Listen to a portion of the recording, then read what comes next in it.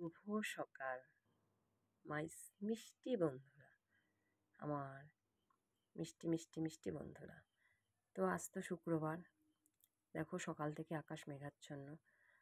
তো সবাই গোপালের কাছে প্রার্থনা করি সবার শরীর যেন ভালো থাকে, সুস্থ থাকে এবং আজকের দিনটা সবাই খুব খুব ভালোভাবে কাটাক।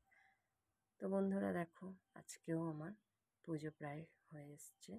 এই দেখো আমার গোপুসোনা, এই যে দেখেছ, এই যে আমার রাধা গোবিন্দ, এই যে আমাদের গুরুদেব আর মা গোসাই, এই দেখো আমার মা লক্ষ্মী, দেখেছ।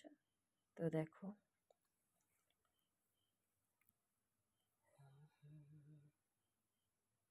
পুজোটা দিলে না সত্যি বন্ধুরা কি বলবো, সকালবেলা যদি পুজোটা দেওয়া একটা অন্যরকম তৃপ্তি পাই, যার কারণে সব কাজবাজ সেরে সকাল সকাল আগে ঠাকুরটাই দিয়ে নিই।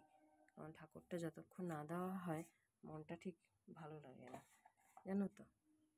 অনেকে আমাকে প্রশ্ন করে যে তুই তো প্রত্যেক দিন ঠাকুরকে এরমভাবে পুজো দিস, তো কী লাভ হয়?